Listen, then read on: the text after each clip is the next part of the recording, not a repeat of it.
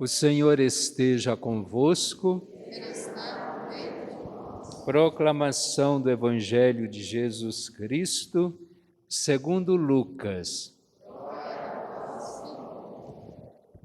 Naqueles dias, Maria partiu para a região montanhosa, dirigindo-se apressadamente a uma cidade da Judéia. Entrou na casa de Zacarias e cumprimentou Isabel. Quando Isabel ouviu a saudação de Maria, a criança pulou no seu ventre e Isabel ficou cheia do Espírito Santo. Com um grande grito exclamou: Bendita és tu entre as mulheres e bendito é o fruto do teu ventre. Como posso merecer que a mãe do meu Senhor me venha visitar?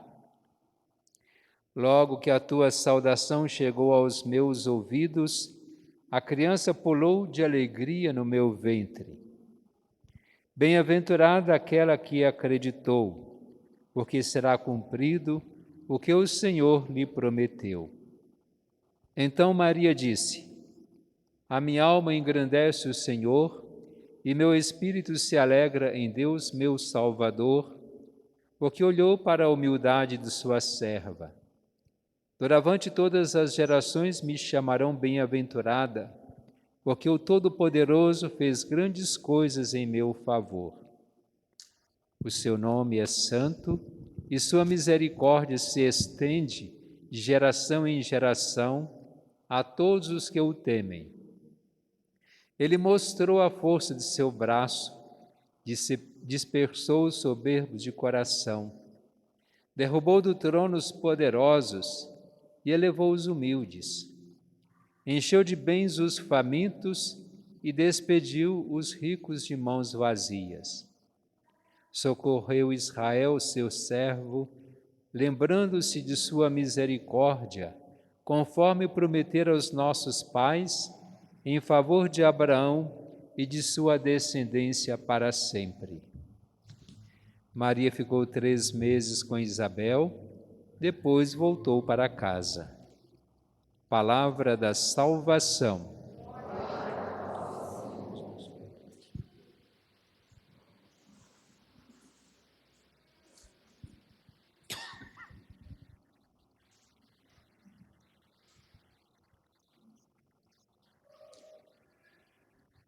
Hoje nós damos uma pausa na caminhada da liturgia dentro do tempo comum e celebramos a solenidade da Assunção de Nossa Senhora. Essa celebração normalmente se dá dia 15 de agosto, coincidentemente no domingo agora, mas quando o dia de semana era transferida para o domingo, para nós valorizarmos bem esse momento, que é a glorificação de Maria. Nesse terceiro domingo, nós celebramos, dentro do mês vocacional, a vocação à vida consagrada. São os religiosos, as religiosas, são os irmãos e as irmãs, aqueles que consagram a sua vida ao serviço de Deus, não sendo ordenados. No primeiro domingo nós celebramos a vocação sacerdotal. Domingo passado, pelo Dia dos Pais, a vocação a ser pai, a vocação na família.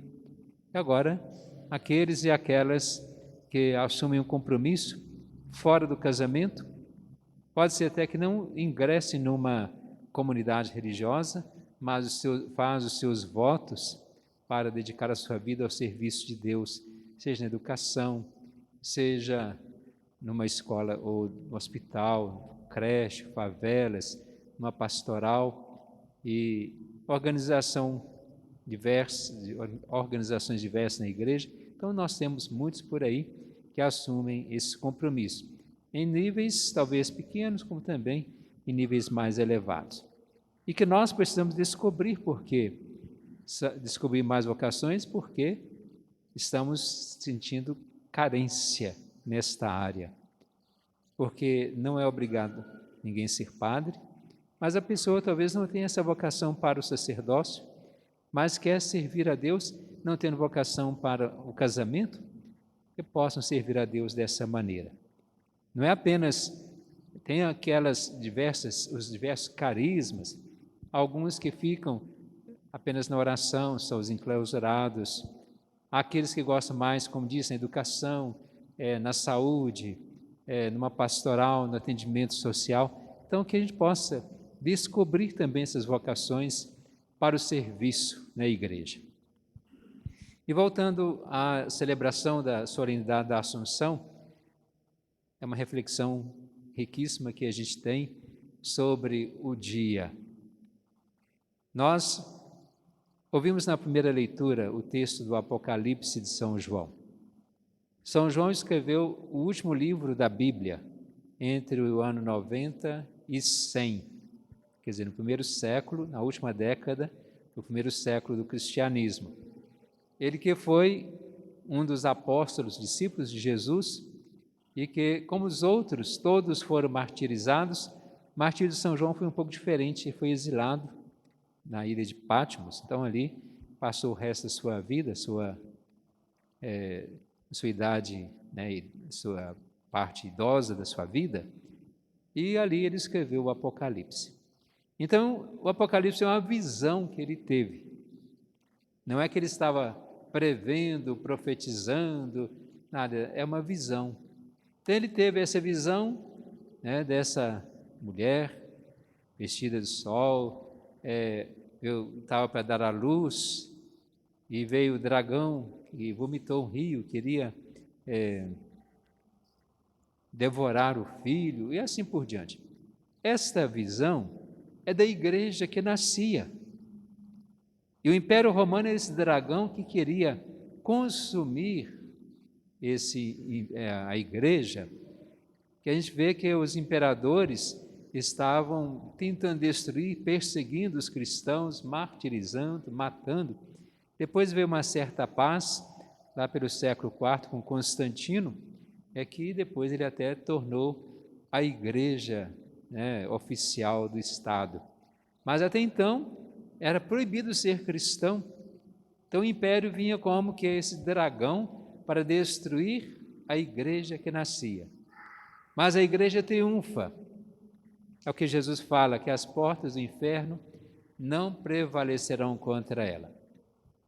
Mas no decorrer dos séculos, a igreja considerou também essa visão como relacionada a Maria, que estava para dar à luz a seu filho Jesus e que queriam destruir, como foi morto, mas ele continua vivo, triunfando sobre todos os que são perseguidos, sobre todos os seus perseguidores, e tem essa volta por cima.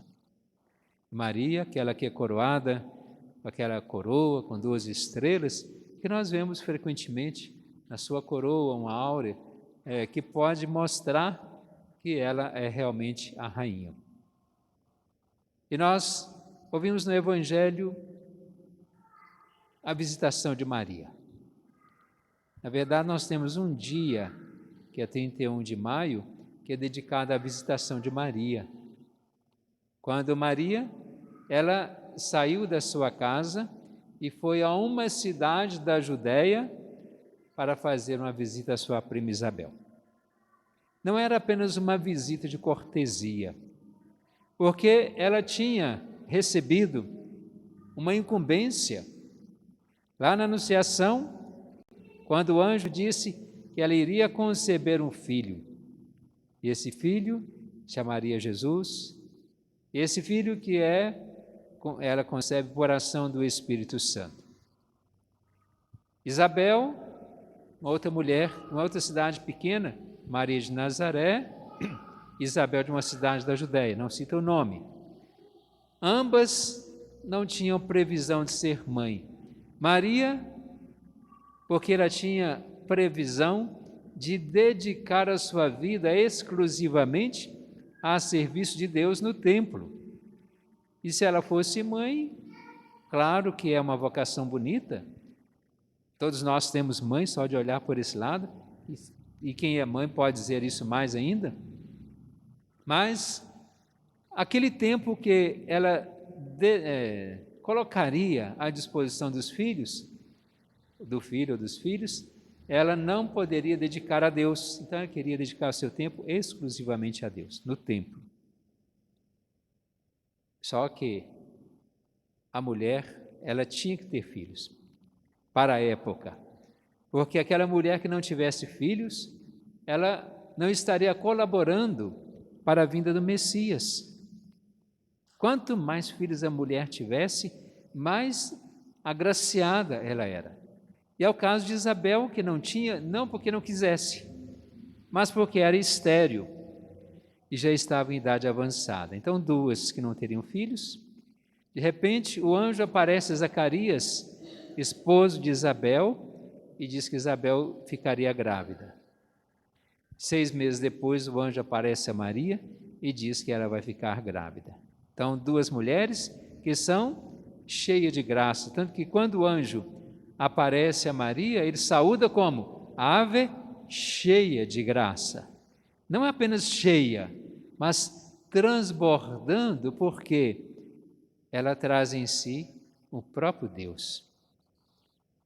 Que às vezes a gente enche um copo de água, sempre deixa uma margencinha para a gente poder carregar, levar à boca sem despejar, mas quando deixa debaixo da torneira aberta, vai transbordando. Maria deixa transbordar essa graça, porque ela transmite o seu filho para nós, não reserva para si. E Maria vai visitar Isabel, encontro de duas mulheres. Ambas estavam grávidas. Então, o que nós vemos? O encontro de duas crianças, cada uma no ventre de sua mãe. Elas se encontram. E a alegria de Isabel é tão grande que ela recebe Maria: bendita és tu entre as mulheres, bendito o fruto do teu ventre.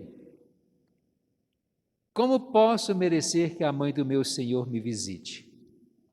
Maria poderia ir apenas com uma visita a uma pessoa mais idosa, uma parenta, e assim, que fosse apenas amiga, ou alguém que muito tempo que não via, ou que talvez nem conhecia, mas ela não foi com o intuito de se mostrar como a bem-aventurada, como agraciada por Deus, para comunicar que ela foi escolhida para ser a mãe de Jesus, a mãe de Deus, e não outra. Não fez nada disso. Por quê? Sabendo que Isabel estava grávida, já no 6º mês, qual que é a situação de uma mulher que está grávida, sobretudo a partir do 6º mês? Tem umas que talvez não sentem nenhum incômodo, a não ser o peso da criança, mas algumas já vão sentindo mais dificuldades. Então Maria foi para prestar serviço, tanto que o final do Evangelho fala: Maria ficou com Isabel 3 meses, quer dizer, até o nascimento do filho. Mas quando Maria chega, Isabel continua: o menino estremeceu de alegria no meu ventre. Ela não falou que eu estremeci de alegria, mas o menino, que era o seu filho, que é João Batista. Por quê? Maria trazia no seu ventre aquele que João Batista posteriormente vai dizer: o Cordeiro de Deus que tira o pecado do mundo. Então, naquele momento, certamente, Jesus, na sua visita com Maria a João, no ventre de Isabel, ele já faz com que João Batista fica purificado do seu pecado. E a maior alegria nossa é quando nós somos purificados do nosso pecado, essa paz com Deus. O menino estremeceu de alegria no meu ventre. A alegria de receber aquele que é o Salvador, o Cordeiro de Deus que tira já o seu próprio pecado. Tanto que João Batista é aquele que nasce sem o pecado original. E Maria compõe um hino, que é o Magnífica. Minha alma engrandece o Senhor, meu espírito exulta em Deus, meu Salvador. Essa beleza da sua humildade, mas que reconhece a grandiosidade de Deus na ação que Ele, Deus, faz com ela, de fazê-la a mãe do seu próprio filho. Esse hino segundo alguns, não foi propriamente composto por Maria, mas por Ana, mãe de Samuel, lá no Antigo Testamento, quando ela ficou também sabendo que estava grávida de Samuel, que é um grande homem, profeta, não está entre o grupo dos profetas, mas grande figura da igreja, do povo de Deus no Antigo Testamento. Então, quando nós celebramos alguma homenagem ou uma solenidade de Nossa Senhora, por várias vezes vem esse texto, porque mostra esse Deus que abençoou grandemente a Maria. Agora, Maria é a mãe de Jesus, disse o sim ao anjo, respondendo ao convite de Deus pelo anjo de ser a mãe de Jesus. Ela gera, dá à luz, acompanha, vai até a cruz, assume aos pés da cruz essa maternidade também da igreja, quando é entregue por Jesus: eis aí teu filho, eis a tua mãe. E aí nós celebramos nessa data Nossa Senhora com diversos títulos: a Assunção, quer dizer, a elevação de Maria ao céu. São dois nomes diferentes, parecidos. Ascensão significa subida, é relacionada a Jesus, que subiu ao céu pelo seu próprio poder. E Maria, a Assunção, ela foi assunta, foi levada pelo seu merecimento. Por que Maria foi levada pelo seu merecimento? Conta-se que Maria não morreu, ela apenas dormiu. Em alguns lugares se celebra a festa da dormição de Nossa Senhora. Quer dizer, ela morreu, mas segundo alguns ela dormiu, e quando foram ver o seu corpo morto, seu corpo não estava lá, apenas perfume de flores. Então, sinal de que Deus não quis que aquela que foi morada do seu filho, o ventre que gerou o seu filho, que era pura, santa, seu corpo se apodrecesse numa sepultura como nós, como os demais seres humanos. Ele quis preservar o seu corpo de qualquer corrupção. E assim Deus levou Maria de corpo e alma para o céu. É um dogma de fé, aquilo que nós acreditamos e que nós sabemos. O que Deus faz é bem feito. A igreja então declarou como uma verdade obrigatória, de certa forma, para nós acreditarmos. E depois nós contemplamos isso num dos mistérios do Rosário, dos mistérios gloriosos. Damos nome de Nossa Senhora da Boa Viagem, não é só porque a gente vai pedir, agora fazer uma viagem por aí, que Nossa Senhora me proteja. Boa viagem desta terra para o céu. Nossa Senhora da Glória, que ela sobe para junto de Deus. E assim outros nomes que podemos dar. Claro que em Congonhas, Condado do Alto Maranhão, com outro nome, em outros lugares, com outros nomes, nós celebramos nessa mesma data a nossa homenagem à Nossa Senhora. Que ela, como mãe de Jesus, possa nos proteger como nossa mãe e possa pedir a Deus por cada um de nós. Façamos a nossa profissão de fé.